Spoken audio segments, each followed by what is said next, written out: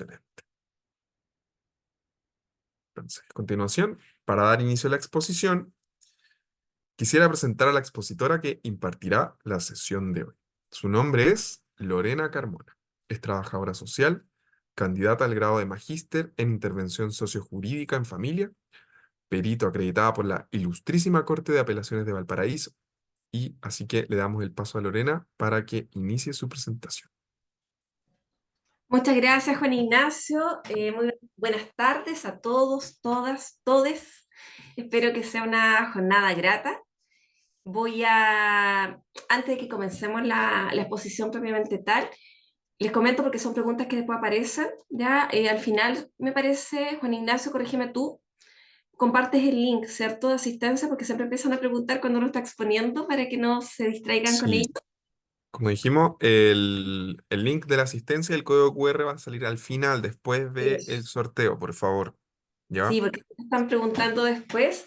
Al final también va a estar la ronda de preguntas, si tienen dudas respecto a algún tema. Si algún tema les llama mucho la atención, yo igual en la presentación está mi correo, se los voy a dejar igual. Si a alguien le llama la atención algún tema en particular, no tengo problema en compartir material después más específico respecto al tema. El PPT que voy a mostrar ahora, se les va a ustedes van a tener acceso a él, lo van a poder descargar desde la plataforma, ¿ya? Para que tampoco no tengan dificultad con eso.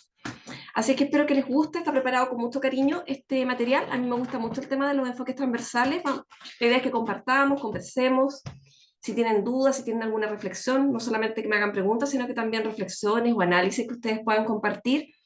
Creo que todo va a ser bienvenido, que sea una linda jornada. Pido disculpas desde ya, ofrezco disculpas, mejor dicho, desde ya. Estoy con un poco de tos, me ha afectado este otoño, que ha estado medio extraño, pero igual va a salir bonita la presentación, ¿ya? Así que voy a compartir aquí el PPT.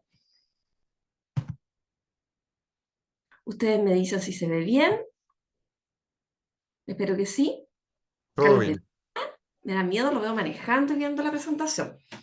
Que maneje con mucho cuidado, porque el que me sale en pantalla me sale manejando. Aquí está la incorporación de enfoques transversales en el peritaje psicosocial. Ahí está, quedan mis datos, que es mi correo electrónico, si es que alguien después quiere más material. Mi red social también, que siempre estoy compartiendo material.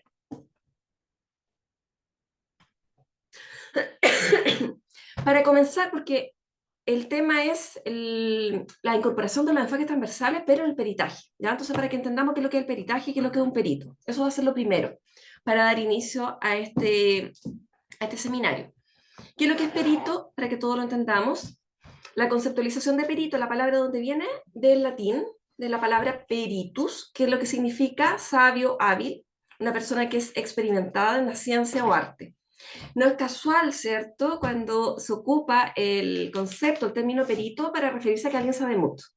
Cuando alguien, no sé, cuando uno estaba en el colegio, por ejemplo, estuvo toda la tarde haciendo sumas y restas cuando era chico y uno decía, quedé perito, ¿cierto?, realizando sumas, restas, o uno estuvo toda la tarde, no sé, haciendo panqueques en la casa y quedé perito haciendo panqueques. Es porque uno queda experto en algo. Cuando uno es experto, se habla que la persona sería un perito. Ahora, cuando hablamos del perito en el ámbito forense, ¿no?, en los tribunales, en el ámbito de la justicia, nos referimos a personas que, sin haber presenciado directamente los hechos de este caso que está en un juicio, que puede ser un juicio en el ámbito penal, en el ámbito familia, en el ámbito laboral, ¿cierto?, en el ámbito civil, que son las judicaturas que hay en nuestro país, emiten acerca de él juicios para los cuales se requiere que exista alguna determinada experticia, que puede ser de tipo científica, que puede ser de tipo técnica, que puede ser de tipo práctica. No todos los peritos son profesionales. Ya pueden existir peritos que son de algún oficio en particular, por ejemplo. ¿Ya? Por ejemplo, un artesano también podría ser perito. Hay peritos de distintas especialidades. Tenemos el perito que es médico, la perito que es matrona, el perito profesor, perito arquitecto, perito geógrafo. Pero aquí en este caso puntual, este diplomado, por ejemplo, está orientado a peritos que son del área del trabajo social, serían peritos trabajadores sociales o asistentes sociales y peritos psicólogos o psicólogas. Se entiende que en el caso nuestro, ¿cierto? Bueno, en mi caso yo soy trabajadora social, pero tanto trabajadores sociales como psicólogos, sin haber presenciado esto, quizás no presenciamos, por ejemplo, un episodio de violencia, pero nuestra experticia, ¿cierto? Nuestros estudios nos permiten dar una opinión en un juicio respecto a esta situación, aun cuando nosotros no hayamos visto, no hayamos presenciado esos hechos, pero podemos dar una opinión especializada al respecto. Lo valioso del aporte del perito en un juicio son, valga la redundancia, sus juicios profesionales, su opinión profesional, no su opinión personal, sino que la opinión profesional que puede otorgar. Y la opinión profesional, ¿de dónde viene o desde dónde se sustenta? Se sustenta desde la teoría, de todos los conocimientos que trae.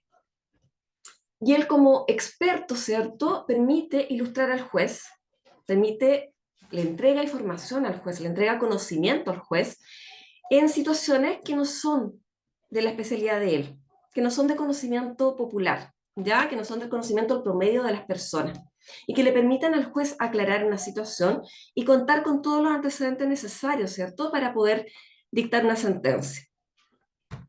Hay un jurista que es muy destacado, un académico, ¿cierto?, que él habla respecto a este rol más bien pedagógico que tiene el perito, que tiene que acercar su disciplina al juez para que el juez pueda comprender ciertas situaciones. En el caso de las temáticas que trabajamos, los trabajadores sociales, los psicólogos, por ejemplo, el juez no tiene por qué saber o tener mayores conocimientos respecto a maltrato infantil, abuso sexual, violencia intrafamiliar, trauma complejo, etc. Entonces el perito es quien lo acerca, quien le enseña, quien le explica. Hasta acá no sé si se va entendiendo la idea, si me pueden hacer alguna seña, algún monito, alguna reacción, perdón, dije un monito. ¿Una reacción se va entendiendo bien? Súper, para que vayamos avanzando. Esto es lo primero como para que estemos todos nivelados y hablando en el mismo idioma, ¿ya? María León, levantó la manito, cuéntenme. La escucho. La voy a escuchar ahora, pero después vamos a dejar para el final las preguntas, para que podamos avanzar. Pero ahora, si gustas hacer de inmediato la pregunta, después el resto las vamos a dejar para el final. María,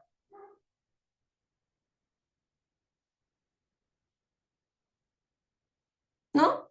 Bueno, voy a continuar entonces. Ahora, la situación actual, ¿cierto? Que hoy día hay marcos complejos, ¿cierto? En nuestro país, en la situación actual. Y existe diversidad de personas, diversidad de familias, que era algo que no estaba visibilizado en años anteriores o en décadas anteriores, mejor dicho.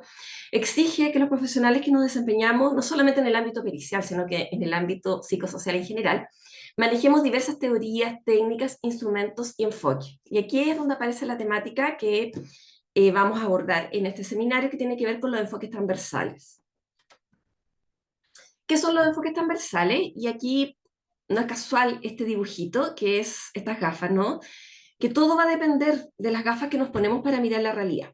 Como la canción de Jarabe de Palo, ¿no? Depende, todo depende, según cómo se mire. Y realmente tiene que ver con eso los enfoques. Ya los enfoques nos aportan concepciones importantes sobre las personas, su relación con los demás, el entorno, el espacio en común. Se traduce en formas específicas de actuar. Ya tiene que ver con las miradas, de qué forma yo veo la realidad. Estos enfoques nos aportan eso. Ahora, estas miradas no tienen que ver con mis concepciones personales, sino que se sustentan, ¿cierto?, en marcos jurídicos, en teorías, etc. Desde ahí tengo que mirar, desde ahí me tengo que enfocar. Ya es el lente con el que miro finalmente. A eso se refieren los enfoques. Y los enfoques hoy día atraviesan. No sé si alguien acá, por ejemplo, trabaja en educación, o alguien trabaja en salud, o trabaja en un servicio público.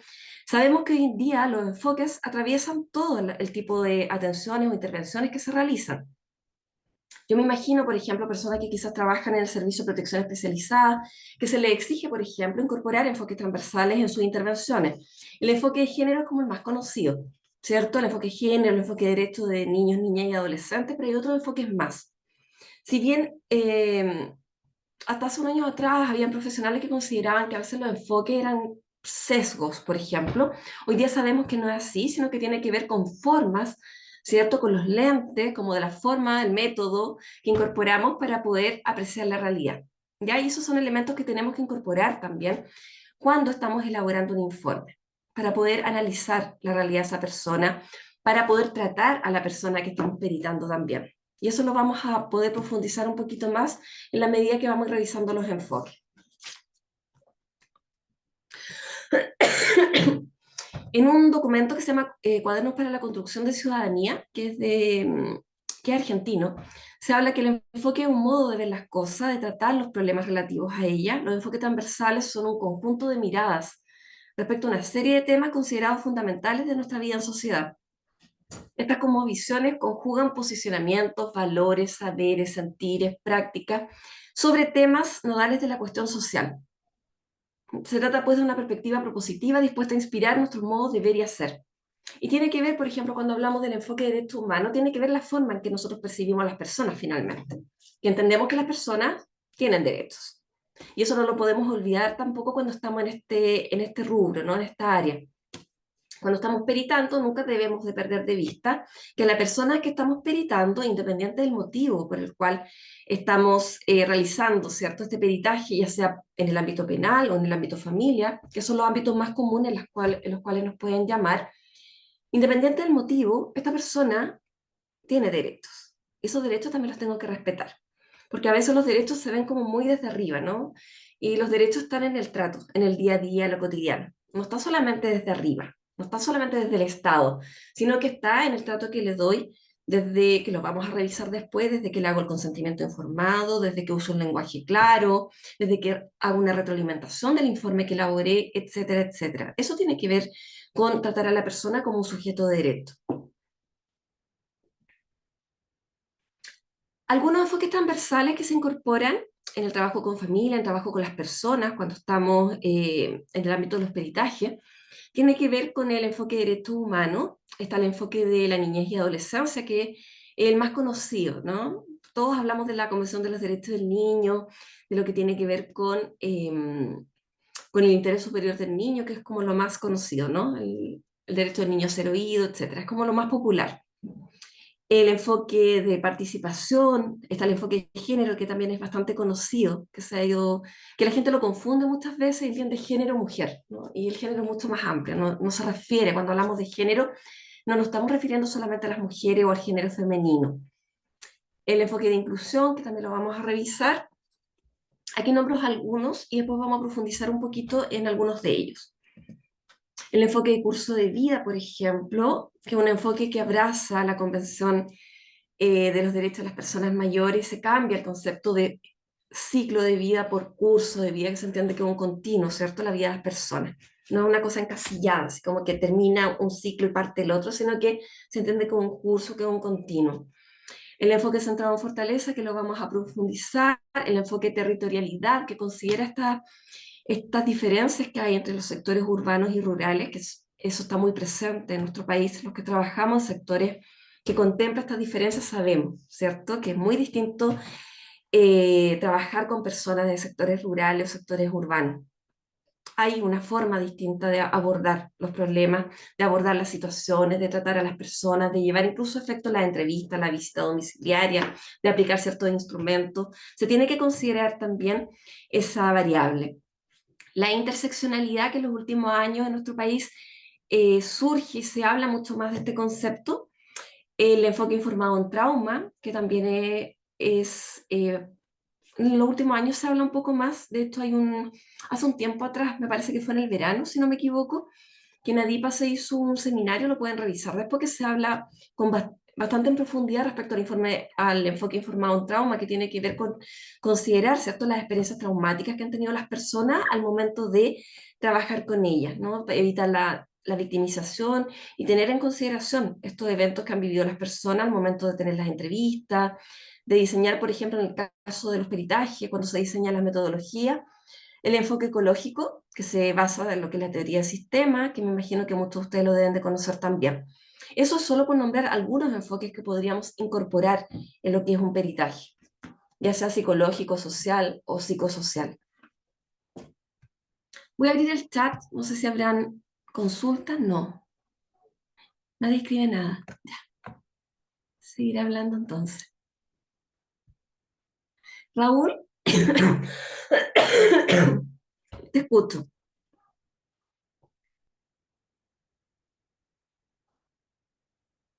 Yo no sé si están deshabilitados los micrófonos, ¿no? Hola, hola, buenas noches. Es que Hola, buenas noches. pasa que estoy acuartelado y se me va el internet a cada rato. Entonces me llega la señal de repente y otras veces no me llega, así es posible que me caiga, así que, y además que estoy saliendo cada 15 minutos, así que, No hay problema. Cuénteme. pero está muy buena la charla, estuve en un curso suyo, colega, y estoy muy interesado en seguir perfeccionando, pero quiero tomar diplomado de esta modalidad de peritaje psicosocial. ¿Hay, cierto? Este seminario se enmarca en lo que tiene que ver el diplomado. Parte ahora en julio. Al final vamos a dar más información, pero se viene el diplomado. Tiene que ver e incorpora todas estas miradas, todos estos enfoques. Voy a continuar, ¿les parece? Porque veo que varios levantaron la manito. Voy a continuar, guarden sus preguntas para que al final podamos conversar, ¿les parece? Y ahí podamos profundizar más para que no perdamos el hilo. Pero por favor guarden las preguntas porque me interesa escucharlos.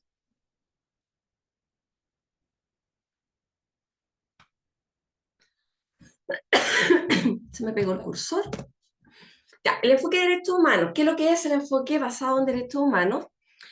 De acuerdo a la alta comisionada de Naciones Unidas de Derechos Humanos, en el año 2006 lo define de la siguiente forma. Es un marco conceptual del proceso de desarrollo de derechos humanos que desde el punto de vista normativo está basado en las normas internacionales de derechos humanos y desde el punto de vista operativo está orientado a la promoción y protección de los derechos humanos. Con este enfoque se trata de integrar valores, principios y normas del sistema internacional de derechos humanos en los planes, políticas y procesos de desarrollo.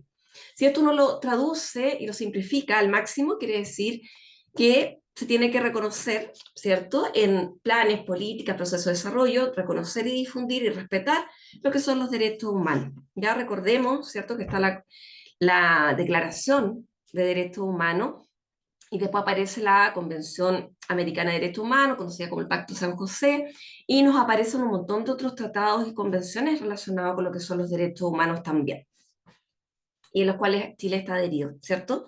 Está la Convención Internacional de los Derechos de las Personas Mayores, la Convención Interamericana que erradica la violencia, por ejemplo, hacia la mujer, la Convención sobre toda forma de discriminación hacia las personas con discapacidad, y así tenemos un montón de otras convenciones que se orientan, ¿cierto?, a lo que tiene que ver con el respeto hacia los derechos humanos.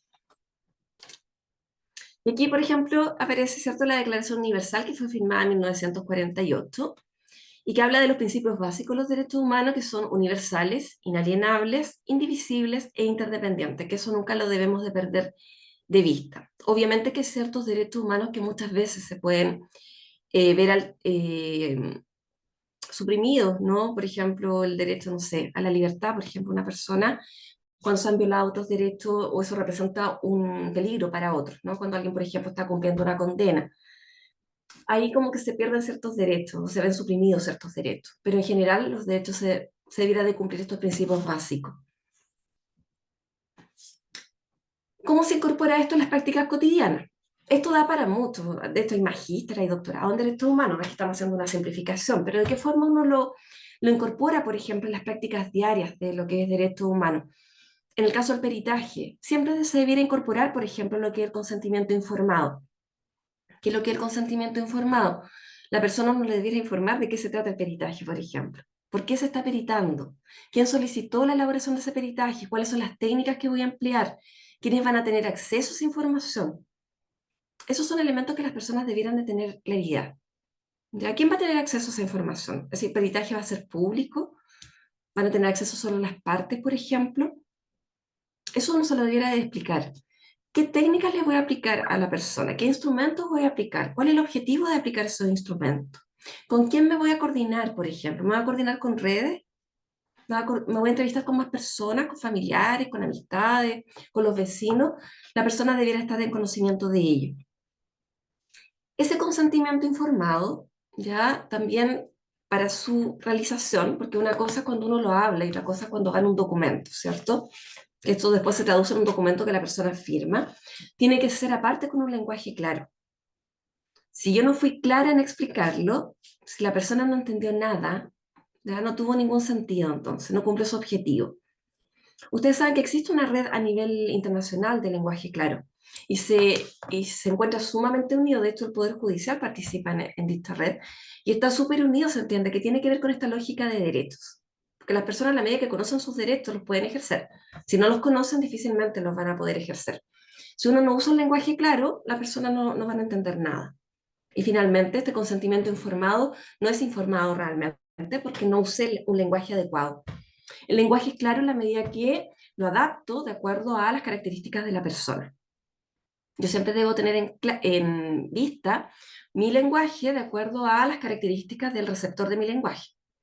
Obviamente, yo esta charla, este seminario, ¿cierto? Está pensado en personas que estudian trabajo social, psicología o son del área, son afines. No está pensado en personas que, por ejemplo, tengan hasta octavo básico, porque en este caso yo tendría que usar otro lenguaje, probablemente. Y eso es algo que debemos de tener en cuenta cuando estamos, por ejemplo, realizando peritaje, estamos bajo esta lógica desde un enfoque derecho. Las personas tienen derecho también a conocer cuál es el resultado del peritaje. Yo hace tiempo ya realizo, por ejemplo, clase en el diplomado de ADIPA desde la primera versión, y una pregunta recurrente de quienes participan es si la persona tiene derecho a conocer su peritaje. Y si tiene derecho, uno debiera de cerrar todo el proceso pericial, por ejemplo, haciendo una devolución, indicándole a la persona en qué términos se va su informe. La persona tiene derecho a leerlo. Igual la persona también después lo puede ingresar al sistema, al Poder Judicial y leerlo. Pero lo ideal es que lo hagan ustedes como perito, ya como parte de la causa. Considerar también el principio de voluntariedad. No siempre es una obligación que la persona se realice el peritaje. Solo cuando el tribunal así lo ordena, cuando el tribunal determina la obligatoriedad, ahí sí. Pero cuando no, la persona siempre tiene derecho a decir que no, y uno no lo podría obligar. Porque a veces hay peritos que obligan a las personas a que se realicen la evaluación pericial. Y debemos de recordar que eso no es así. Muchas veces prueba de las partes. Es el abogado de cada parte el que ofrece este informe y la persona tiene todo su derecho a decir no, no quiero que me evalúe o no quiero que me realicen el peritaje. Es un elemento que también debemos de considerar siempre. Esos elementos tienen que ver con un enfoque directo, respetar los derechos de las personas a poder decidir, a poder participar también. Hay una guía que tiene el Instituto Nacional de Derechos Humanos respecto a lo que es la investigación, pero tiene muchos elementos que son sumamente aplicables a lo que es el peritaje, que los invito a que lo puedan conocer o lo puedan descargar, que está en la página del Instituto Nacional de Derechos Humanos. ¿Ya? Ahí pueden profundizar mucho más del tema. O si no, no tengo ningún problema. Si alguien me escribe y quiere que yo se lo envíe, no tengo ningún problema, se los puedo compartir. Me levantan la manito. A ver, Anet. Anet y después sigo, ¿ya? Para que no nos interrumpamos mucho. No, perdón, te dije Anet, pero es Henriette Fariña. Hola Lorena, muchas gracias. Lorena, lo que pasa es que el chat está desactivado y en estos casos es genial porque entre nosotros nos podemos enviar el link, podemos ingresar, podemos hacernos preguntas entre nosotros y al estar desactivado el chat como que no quedamos al tiro como por eso nadie está hablando, porque está desactivado. Ya, ahí yo no veo ese tema. Juan Por Ignacio, eso quería pedir eso, porfa. Gracias. ya, Juan Ignacio, ¿estás por ahí? Sí, lo teníamos desactivado para evitar problemas. Hay gente que le gusta, hay gente que no le gusta. A veces Ah, tenía sí, hay gente que 99 está molestado, mensajes es verdad. juntos, entonces Hay ahí lo gente que se tenemos. a veces, bueno, pero se activa, pero apelamos a la prudencia, ¿cierto? De que se va a hacer un buen uso del chat. Iris, ¿era lo mismo? ¿Quieres aportar algo?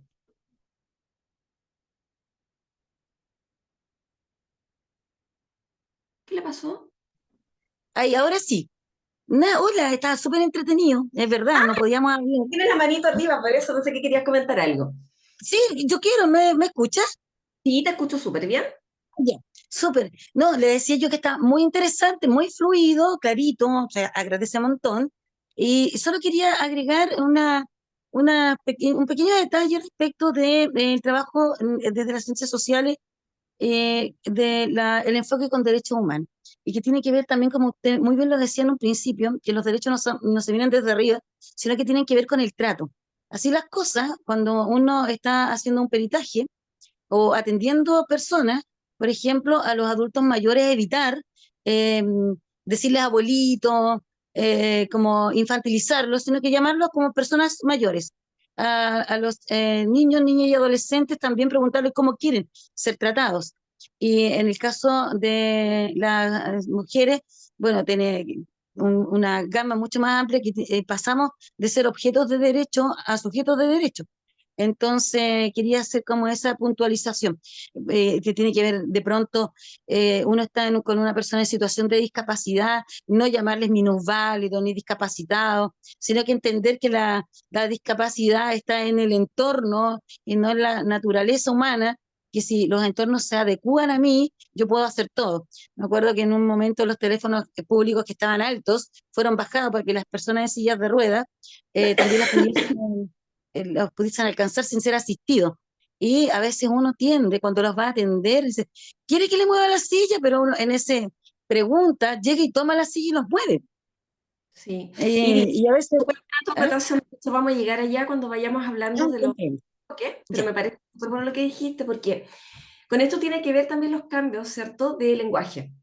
Tú hablaste, hoy día hablamos de personas mayores, ya no hablamos de adultos mayores, por algo hablamos de personas, ¿cierto?, en situación de discapacidad, con discapacidad, pero no hablamos de personas discapacitadas, que vamos a llegar ahí cuando hablemos de lo que es el enfoque de inclusión, pero me parece muy bien. Alguien señaló en el chat, por ejemplo, o por algo hoy día preguntamos el género también, en las instituciones, no sé si en todas, pero por lo menos en varias. La institución en la que yo trabajo en la Corporación de Asistencia Judicial y participo en el Comité de Género, y fue algo que se levantó en algún momento. Había que incorporar preguntar el género. Y no tenía por qué alguien molestarse si se le preguntaba. O sea, ¿por qué a mí me va a molestar si me preguntan qué género soy? Ya, porque también eso hablaba, ¿no?, de cómo vamos a tratar.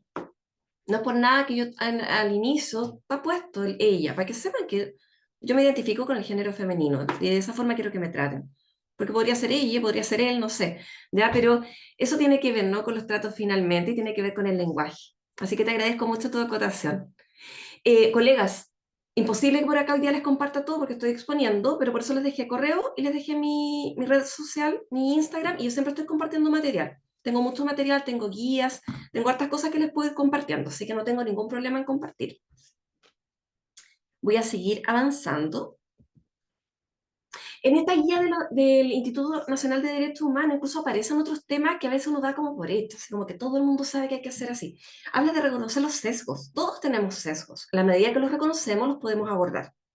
En el trato, habla del buen trato, por ejemplo, en considerar la sensibilidad de las personas, cosas tan simples como ello. Pero eso tiene que ver con un trato bajo la lógica o bajo el enfoque de derechos humanos. ¿Ya? Eso es importante para ahí como ir cerrando como el tema derechos humanos, pero que este es el paraguas grande, que, ¿cierto?, engloba otros enfoques más que vamos a revisar. Yo les nombré varios enfoques, pero por un tema de tiempo es imposible que los abordemos todos hoy día, pero vamos a abordar algunos para profundizar. Voy mirando también el chat. Yo después les voy a dejar mi contacto y no tengo ningún problema, siempre comparto cosas, así que no hay dificultad con eso. El enfoque de niños, niñas y adolescentes, que es el más conocido, ¿cierto?, que tiene que ver y se relaciona con la Convención de los Derechos del Niño, Niña y Adolescente, y de ahí cambiamos de este paradigma que tenía que ver con el enfoque tutelar, que los niños eran vistos como objetos, ¿cierto?, como objetos de caridad, y que no es casual que antiguamente los niños, por ejemplo, era la iglesia, generalmente, por lo menos en nuestro país, la que se ocupaba muchas veces los temas que tenían que ver con infancia, pero muy desde esta lógica mesiánica, muy desde la caridad a los pobres niños, una lógica más bien asistencialista, ¿no? Hoy día que tenemos esta mirada del niño sujeto de derecho, hoy día el Estado se hace parte, ¿cierto? Y se tiene que hacer cargo de los niños, no porque sean los pobres niños, no desde la mirada caritativa, sino que de la mirada de que ellos tienen derecho. Y la sociedad y el Estado se tiene que hacer cargo de ello. La Convención en el artículo, en los derechos, o sea, perdón, la Convención de los Derechos del Niño, su artículo 3, especifica que en todas las medidas concernientes a los niños, niñas y adolescentes que tomen las instituciones públicas o privadas de bienestar social, los tribunales, la autoridad administrativa o los órganos legislativos, una consideración primordial a que se atenderá será el interés superior del niño, que es algo de lo que se habla siempre, ¿cierto? En alguien que va a un tribunal, por ejemplo, una medida de protección, siempre se habla del interés superior del niño. ¿Y a qué se refiere este interés superior? Es que el niño pueda disfrutar plenamente y efectivamente de todos los derechos reconocidos, y se habla también del desarrollo holístico del niño. Ahora, hay ciertos, por eso se habla hoy día de niños, niñas, adolescentes, y ya queda fuera, por ejemplo, el término menores. se entiende que ya no se debiera ocupar. Ahora, no sé por qué, todavía, por ejemplo, me llama la atención que muchos profesionales, incluso estudiantes de carreras del área psicosocial, todavía ocupan el término. No sé si algo pasa en la academia que todavía se sigue ocupando el término. Antes que alguien me diga, yo sé que los abogados usan el término menor, pero yo esperaría que por lo menos nosotros que somos del área psicosocial no lo ocupemos. Tania Cáceres, la escucho. Ahora sí, hola, buenas Ahora noches. sí. Hola. También me parece como, hablando del término menor todavía, me parece mucho que en los medios de comunicación también todavía se utiliza Sí, la palabra menor. sí. Se Y utiliza siento, menor, sí, discapacitado, padece discapacidad, se habla de autismo como que fuera enfermedad, se habla de exactamente. adulto mayor todavía, sí. Y eso que... Entonces, desde ahí también va mi crítica, porque obviamente, o sea, la mayoría de las personas que tienen a nivel mundial prácticamente y principalmente aquí en Chile, tiene acceso a medios tecnológicos, a los diarios, a la televisión, entonces también sabemos que el lenguaje construye también realidades. Exacto. Pero yo el llamado que hago es partamos nosotros. Exactamente. Nosotros partamos, porque a mí por lo menos me pone mal escuchar a colegas hablar así. Digo, ya si el resto no lo está haciendo, bueno, pues nosotros trabajamos en este tema. Nosotros Sí, trabajamos en este no, tema. sí, Entonces comparto partamos también. hablando y no nos molestemos cuando alguien nos corrige, cuando alguien nos dice, oye, hoy día ya se habla de esta forma. Hoy día ya no hablamos de menores, hablamos de niños, niñas y adolescentes. Yo creo que tenemos que partir, alguien tiene que partir por los cambios. Los cambios sociales son Exactamente. lentos, pero alguien tiene que partir. Ya, así que Sí, tratemos de nosotros. Vamos a seguir. Enfoque de niños, niñas y adolescentes. Se me pegó aquí. Ay, se me pegó el cursor. Aquí está. Principio rector de la convención. En este enfoque no me voy a detener tanto porque es un enfoque que es bastante más conocido. Habla de la no discriminación, ¿cierto? Todos los niños tienen los mismos derechos. Ya se entiende que bajo este enfoque los derechos de los niños son transversales, porque antes, con el paradigma antiguo, se tendía a pensar como asociar la infancia con pobreza, estaba como fragmentado, ¿no? Como que las vulneraciones solamente se dan en ciertos estratos. Hoy día entendemos que esto es transversal. Otro principio rector es el interés superior, el derecho a la vida, supervivencia y desarrollo y la participación y ser escuchado. Por eso hoy día el niño tiene derecho a ser oído. Por eso hoy día los niños, por ejemplo, hay programas de representación especializada, por ejemplo, en que el niño cuenta con un curador que representa sus derechos, ya que este curador lo debiera de oír, ¿cierto?, para poder representarlo. El niño también tiene, se esperaría, puede participar, por ejemplo, mientras se pueda dar a entender, él puede participar también en la audiencia confidencial, se le realizan también peritajes a niños, etc. Y es la forma mediante la cual el niño puede opinar. Hay un artículo que no recuerdo en estos momentos el autor que habla de las tres formas mediante el cual el niño participa, por ejemplo, en los juicios, que a través de peritajes que se le practican, a través de su curador y a través de la audiencia confidencial. El enfoque de género, que aquí es donde también se genera como un poco de polémica muchas veces, porque se tiende a creer que género es mujer, ya como que solamente se entiende como feminismo. Y no es así, ¿no? Un enfoque de género es aquel, cuando estamos aplicando enfoque de género, cuando consideramos o tenemos en cuenta las diferencias y desigualdades en la realidad entre hombres y mujeres, ¿ya? Visibiliza el modo en que el género puede afectar la vida y las oportunidades que tienen las personas para resolver sus problemas y dificultades. Entendemos que el género no es lo mismo que el sexo, ¿cierto? El género tiene que ver con las construcciones sociales. No es lo mismo tener el género femenino aquí en Chile que en África.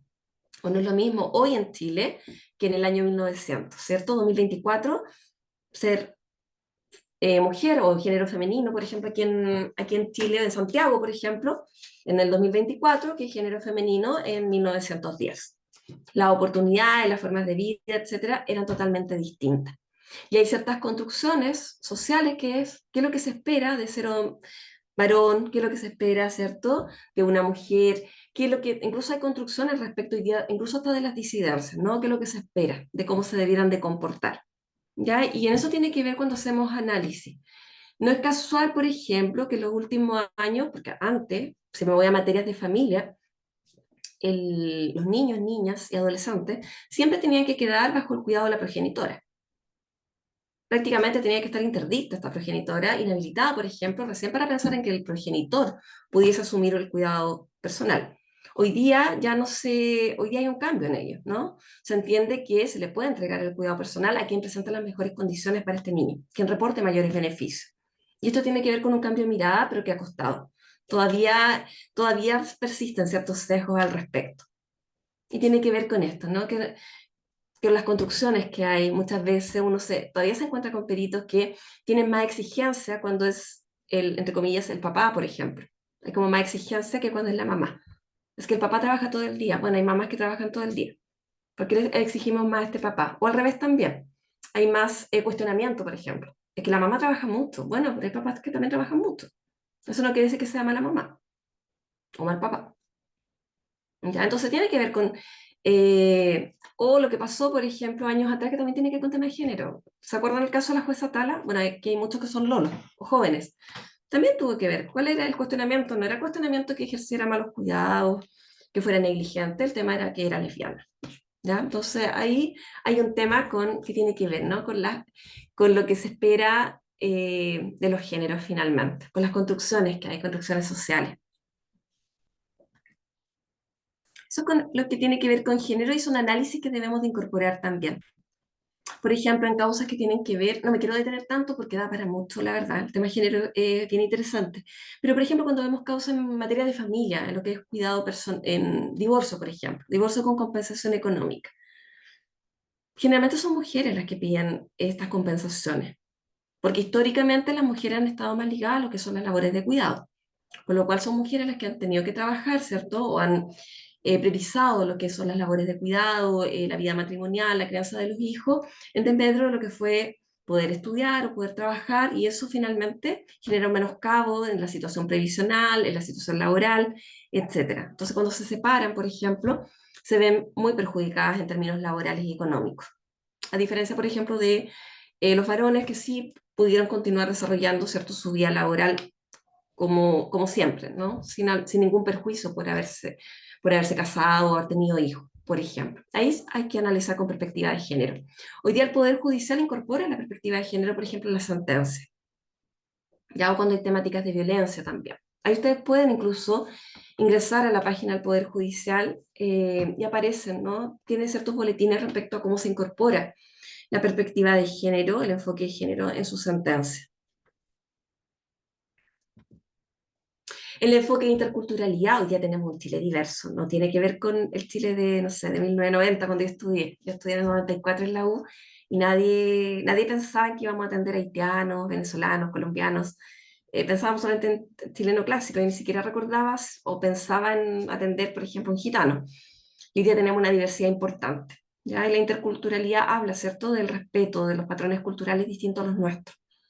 No tener esta visión etnocentrista, sino que considerar que hay personas, ¿cierto?, que pueden tener costumbres, tradiciones, formas de vida, formas de crianza distintas, y las tenemos que considerar también. No podemos evaluar, no podemos diagnosticar, no podemos peritar bajo la lógica de nuestros patrones culturales. Ahora, siempre dentro de los marcos legales vigentes de nuestro país también. Ya es un elemento que también es importante que lo consideremos.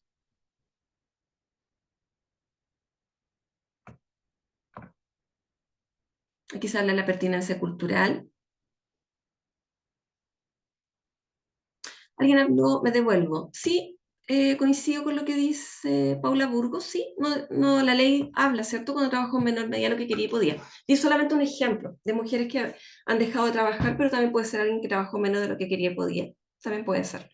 Lo establece la ley tal cual como tú lo señalas. A los que les gusta este tema de la interculturalidad, por ejemplo, hay un modelo que es el modelo de Berry, que habla de los procesos de aculturación. Si a alguien le gusta mucho el tema, puede leer un poquito más al respecto, que va mostrando cómo las personas, ¿cierto?, los grupos familiares se van aculturizando en la cultura, ¿cierto?, finalmente que los va recibiendo, ya cómo se dan los procesos, finalmente. Javiera pregunta, ¿la territorialidad sería lo mismo que la interculturalidad? No, la territorialidad aborda los temas de la ruralidad y urbanidad, principalmente lo que es la ruralidad, ¿ya? La interculturalidad habla de las culturas. los intercambios culturales.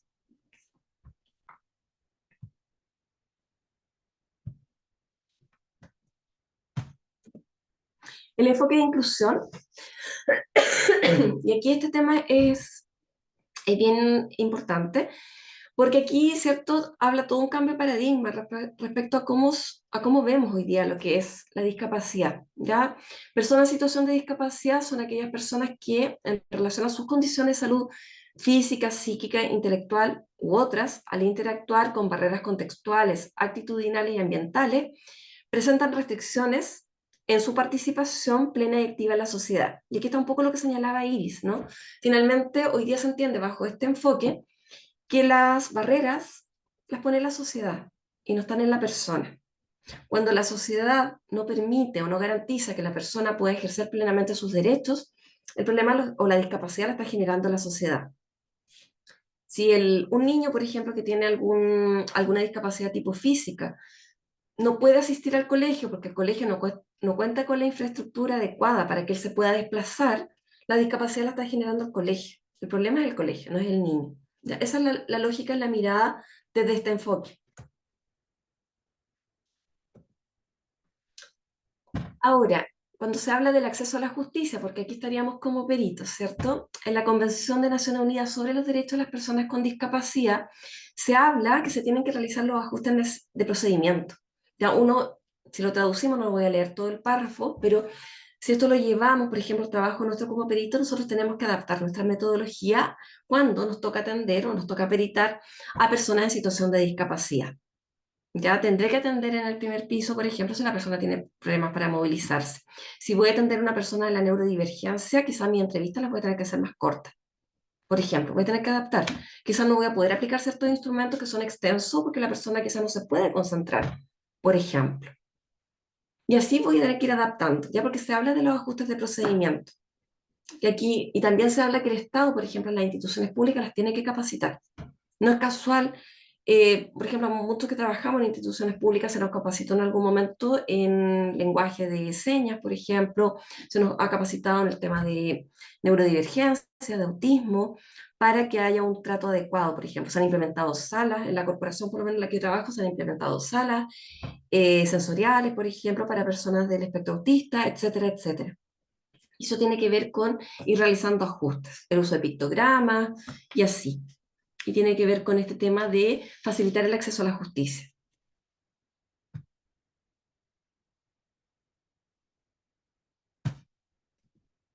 Aquí hay, esto lo copié de un curso en el cual participé hace un tiempo atrás, ya que habla de estos conceptos que es importante, los conceptos bajo la lógica actual. Recuerden que en la lógica antigua o el antiguo paradigma que era más bien se centraba o tenía una mirada patológica que se centraba en el déficit, era la persona la que tenía el problema, ¿no? Entre comillas. Por eso hablaba de la persona discapacitada, minusválida, que eran términos muy peyorativos, ¿ya? Y cuando se ayudaba a la persona se entendía que era como muy desde la caridad. Por eso hay como, se generan estas polémicas, por ejemplo, con las colectas, con la Teletón, porque se habla que se sitúa a la persona como objeto de caridad. Y bien entendemos que las personas tienen derechos y el Estado, de hecho Chile está adherido a esta Convención de los Derechos de las Personas con Discapacidad, en la cual se compromete a respetar los derechos y generar las condiciones para que las personas en situación de discapacidad puedan ejercer plenamente los derechos, al igual que todas las otras personas que no tienen discapacidad o que no presentan discapacidad. Y aquí habla, por ejemplo, o plantea el concepto de la discapacidad como una construcción simbólica, ya que incluye condiciones de salud y déficit, limitación en la actividad y restricción en la participación. Finalmente lo señala, ¿cierto? Y sitúa finalmente que, en términos coloquiales, tira la pelota a la sociedad, ¿ya? Es la sociedad la que genera finalmente la discapacidad. La accesibilidad, que tiene que ver con medidas para asegurar el acceso, los ajustes razonables, que tiene que ver con modificaciones y adaptaciones para garantizar el goce o ejercicio en igualdad de condiciones. Y también aparece lo que es el diseño universal, que no sé si alguien aquí trabaja en educación, pero en educación se usa mucho, o se habla mucho de este concepto, que es el diseño de productos, entornos, programas, servicios que puedan utilizar todas las personas independientes que se encuentren en situación o no de discapacidad.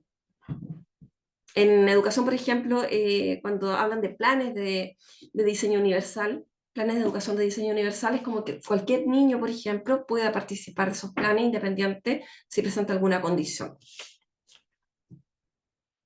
Que es una idea que yo encuentro que es muy bonita, ¿no? Sería como la ideal. Después, respecto al enfoque centrado en fortaleza, que es un enfoque que no es tan conocido, que un enfoque que nace de una trabajadora social que se llama Berta Reynolds, que ya viene del ámbito penitenciario. Ya hay una teoría que enfatiza principalmente en la autodeterminación y, como dice el nombre, la fortaleza de las personas. Ya se centra en lo bueno de la persona, en el potencial de la persona. Es una filosofía y una forma de ver las personas como ingeniosas y resistentes frente a la adversidad. Lo podríamos vincular, si bien ella no usa el concepto, pero lo podríamos vincular un poco con lo que tiene que ver con la resiliencia.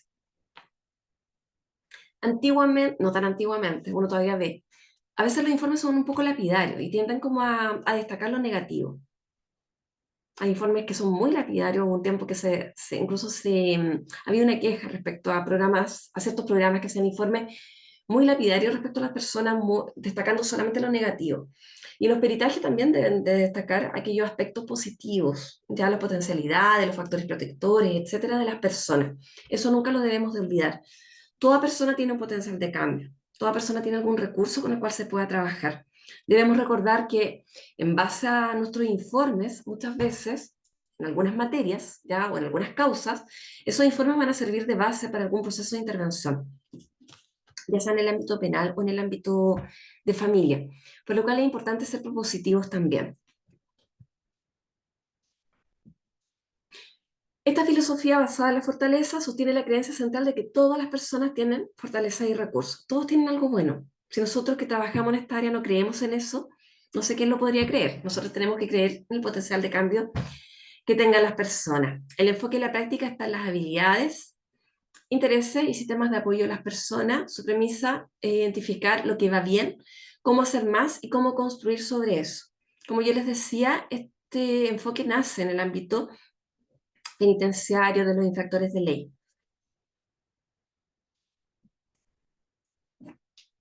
Y este enfoque también nace como respuesta a enfoques más patológicos que se centraban también en el déficit, no en lo que estaba mal, en lo negativo. Aquí estos autores señalaron que en el campo de la justicia juvenil, por ejemplo, el modelo penitenciario convencional se centraba más bien en los riesgos y las necesidades, y abordaba más bien las debilidades. Y este enfoque lo que buscaba era mejorar la fortaleza y se basaba en las características que ya están presentes en la persona.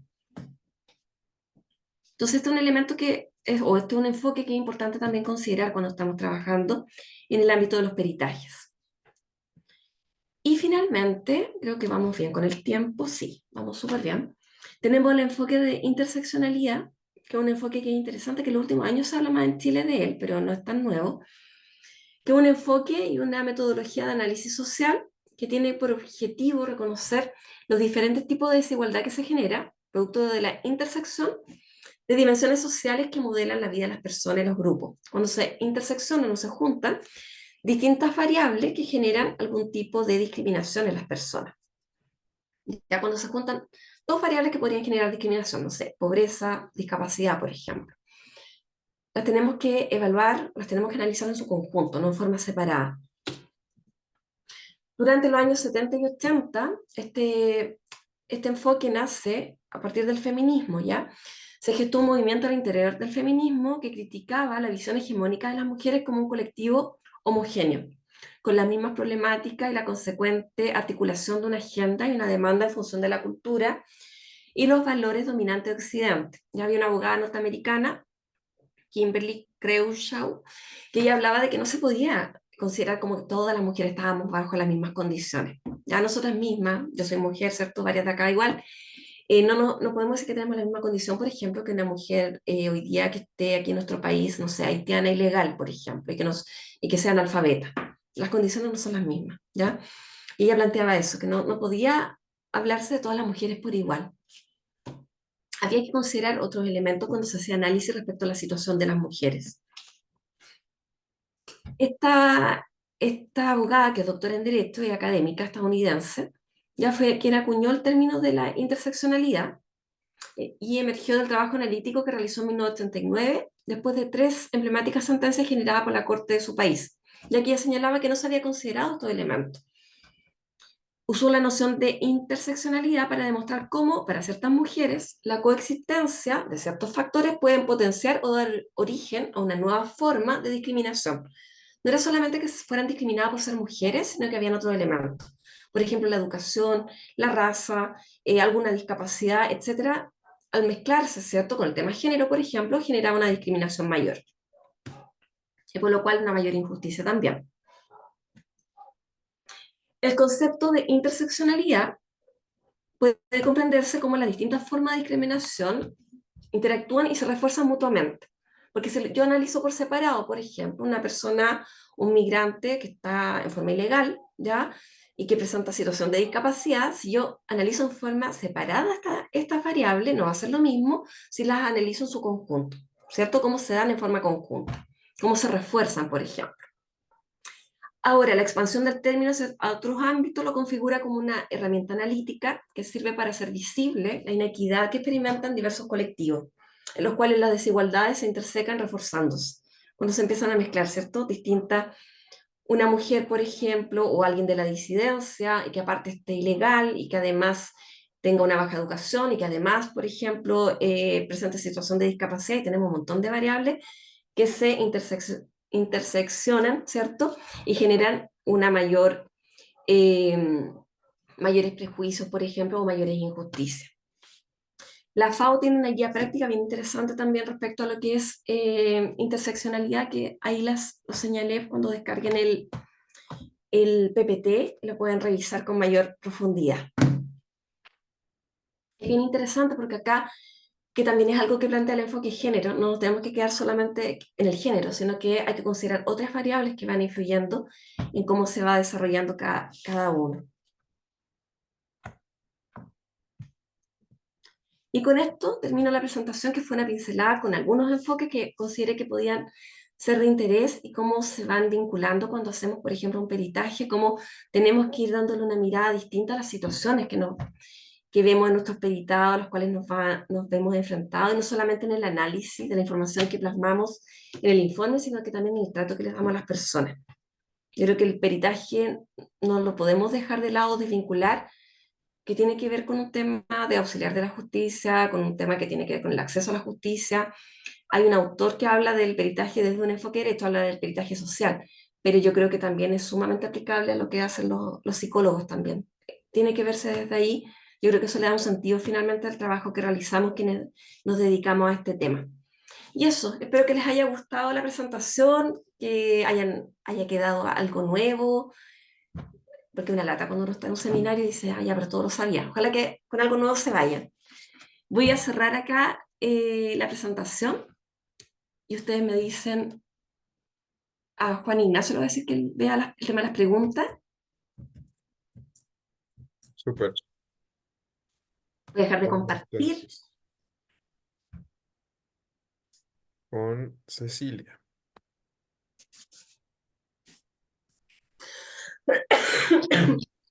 ¿Aló? ¿Se me escucha? Sí, Súper. Ya, gracias. Hola, profesora, muchas gracias. Quería consultarle con respecto al peritaje que se le hace a niños muy pequeños, no sé, menores de 10 años, y cómo resuelve el perito el tema de que la narrativa del niño esté tiznada, digamos, o contaminada por lo que puedan hacer los padres en ese caso, que puede ser de padre o de madre. Pero cómo puede trabajar eso el perito? Porque un niño muy pequeño generalmente va a arrimar a donde ve que hay más recompensas positivas, ¿cierto? Y a veces eso no tiene que ver necesariamente con el mejor cuidado. Entonces, una ¿ya? situación Pero muy compleja en ese ¿tú eres sentido. trabajadora social o psicóloga? No, no, psicóloga. Y he presenciado asuntos legales que me ¿Ya? dejan a mí bien perpleja, porque, por ejemplo, a veces he visualizado niños que tienen padres, por ejemplo, con fuertes características narcisistas, y el perito no alcanza a dar cuenta de la realidad que hay detrás de ese menor, de ese niño, perdón. Entonces, es algo complejo. y yo me lo cuestiono porque no trabajo en esa área específicamente.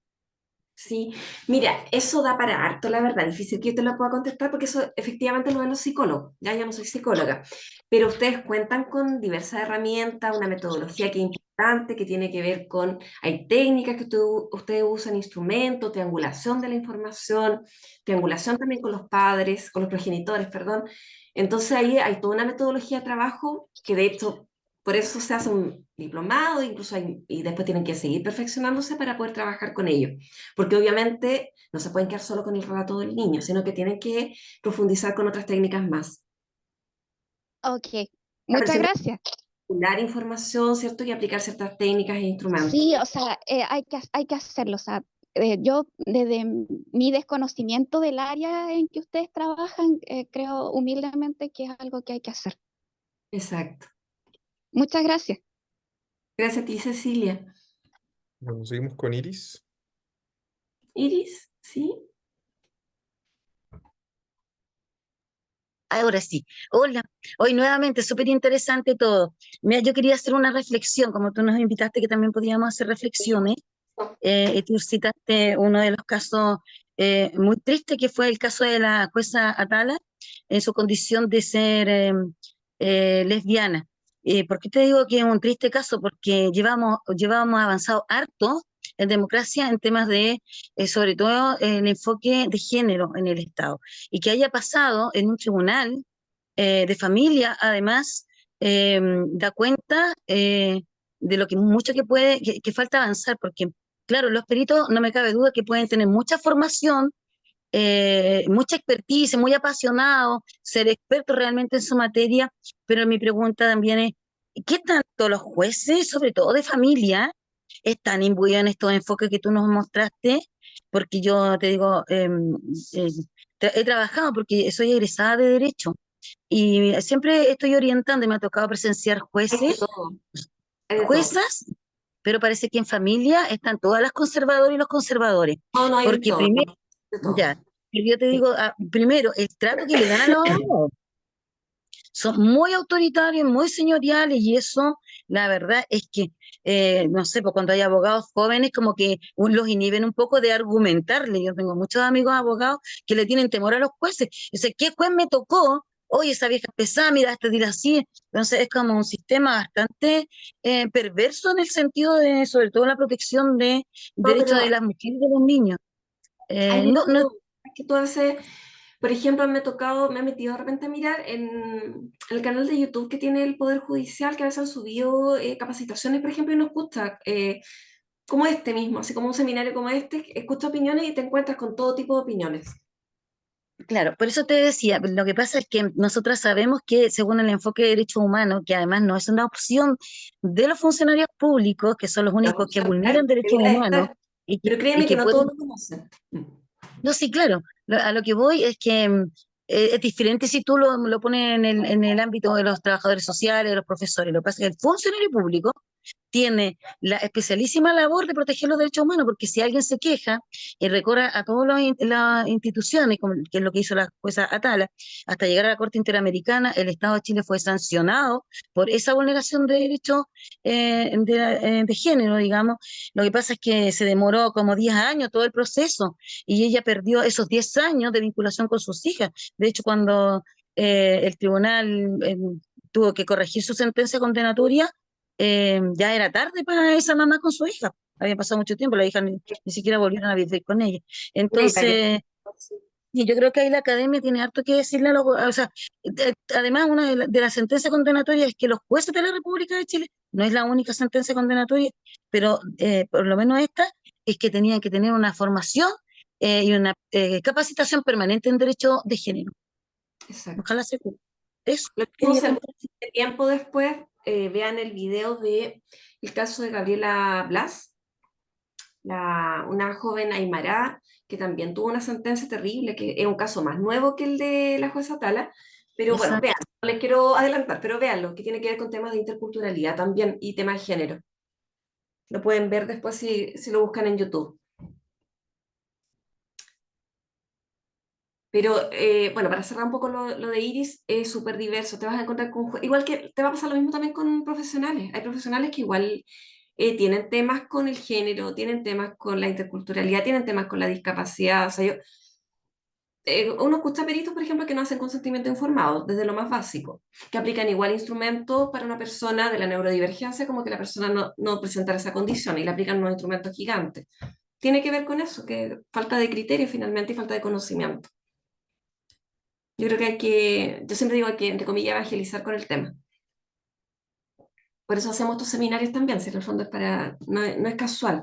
Por eso se incorporaron estos elementos, porque en general, si ustedes revisan otros programas de diplomado, no está muy metido el tema de los enfoques. Y este año, por ejemplo, el programa que tiene ADIPA viene mucho el tema de los enfoques, porque es importante. Hay que contextualizar las metodologías, porque si no quedan en el aire. Tienen que tener un contexto, tienen que aplicar. Con el tema de los enfoques se desarrolla criterio también, finalmente, cuando aplicamos algún tema práctico, cuando aplicamos metodología, cuando vamos a elaborar una entrevista, cuando vamos a definir qué instrumento se va a ocupar. Tienes que aplicar criterios. No puede ser una cosa así como ya, todos le vamos a aplicar lo mismo. Porque hay que considerar el tema de la ruralidad, por ejemplo.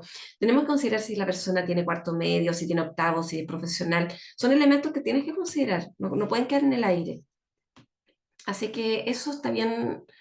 Creo que es un tema como que se incorporó y que no lo he visto yo en otros lados, por ejemplo. No sé quién más, Jenny Alarcón, Manuel, que todavía maneja. Aló, Ha manejado todo el camino. Aló, ya, don hola, Manuel. buenas noches. Hola. Hola, mire, lo que pasa es que tengo una consulta con respecto a lo que pasa es que yo soy trabajadora social ¿Ya? y quisiera como reforzarme en mis conocimientos en cuanto a la redacción de informes sociales y eso, y quisiera saber si tienen para impartir un curso o algo respecto relacionado con eso, con informes Tenemos, sociales, redacción tenemos el diplomado de peritaje que parte ahora en julio.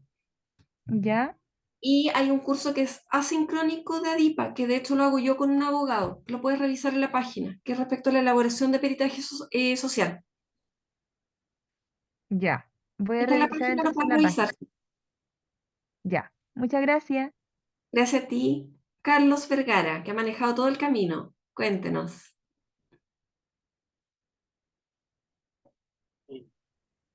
Ahí sí, ¿me escucha? Sí, te escuchamos bien. Oye, Ahí qué sí. largo viaje, ya. Sí, Mira, lo que pasa es que desde el punto de vista del trabajo social, para contestarle a la compañera que es abogado, el peritaje en este tipo de cuestiones con niños, a ver, el trabajo social cree mucho en la persona, en el potencial de la persona, en el crecimiento, pero no por ello creemos en las personas, en lo que nos cuentan, en lo que lo hablan. Nosotros más creemos en la evidencia. Eso. Y bueno, ahora la compañera de trabajo social, eh, sobre los informes, eso es, yo te aconsejaría que hablaras con algún trabajador social que te muestre un informe, porque el informe es más que todo técnica individual, no es algo que te vayan a enseñar, eso es propio de cada uno, es la esencia de cada uno, es la investigación de cada uno y eso.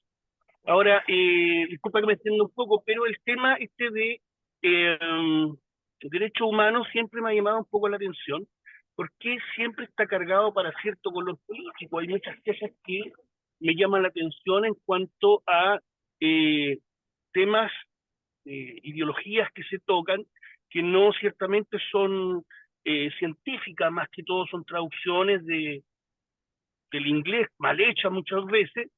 eh, no entiendo por qué siempre se carga hacia un sector eh, político, no lo entiendo, a lo mejor no entiendo qué es el derecho humano en sí, eh, pero no me cuesta comprenderlo cuando se empiezan a enmarcar colores políticos. Por ejemplo, eh, desde el punto de vista del trabajo social, cuando se le cambia el nombre de incapacitado a discapacitado, fue un cambio paradigmático, no verbal. Se hizo bastante por ello. Pero, claro, cuando nacen también los juzgados de familia en Chile, los homicidios crecieron a 1 por 3. El gran cambio paradigmático que se hizo fue llamar homicidio. O sea, de ahí no, el, los juzgados de familia no es desconocido para algunos que son máquina de deshacer familias, son destructores de familias. Entonces, cuando hablamos de derecho humano, ¿a qué va enfocado? ¿No? Eso es lo que no... Mientras más escucho, más se me viene un color político, Pero pero Carlos, más allá, ¿qué? pero, no, Es pero pura escucha, semántica. pero cuando hablamos del enfoque de derechos humanos, entender a las personas como sujetos de derecho. A eso nos referíamos y eso fue lo que señalé cuando hablamos. Totalmente ok. Sí, ¿Mm? totalmente ok. Claro, lo que sí, Sí, claro, pero el resto, y el resto. ¿el resto de qué? Yo te hablo desde el enfoque, no te hablo porque sé que hay muchas personas que tienden a vincular cuando se habla de derechos humanos, ¿cierto? Hay gente que dice, claro, los derechos humanos son para los delincuentes o tienen que ver con cierto sector político. Estoy hablando del enfoque de derechos humanos en el trabajo en ciencias sociales, ¿cierto? En el trato cuando trabajamos con los peritados, con el uso del lenguaje claro, con la devolución. A eso nos referimos cuando hablamos de enfoque de derechos humanos.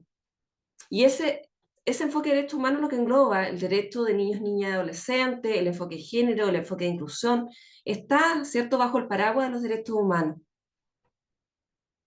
Que tú mismo señalaste, ¿no? Hay un cambio de paradigma, por ejemplo, con los niños, con la discapacidad, y eso lo engloba el tema de los derechos humanos. Recuerda que dentro de, ¿cierto?, baja desde los derechos humanos, por ejemplo, la Convención de los Derechos de las Personas con Discapacidad, las personas mayores, la Convención de los Derechos del Niño, viene desde ahí, o deriva desde ahí. Con eso se relaciona, pero entiendo a lo que vas porque es el discurso que tienen muchas personas también. Por eso uno lo explica, porque a veces está este tema, ¿no? Que parece ser que los derechos humanos se vincula, por eso decía, a veces la gente lo ve como algo muy volado, que es desde el Estado. Finalmente los derechos humanos los tenemos que ejercer todos y los tenemos que hacer valer todos también en el trato que tenemos con las personas que trabajamos.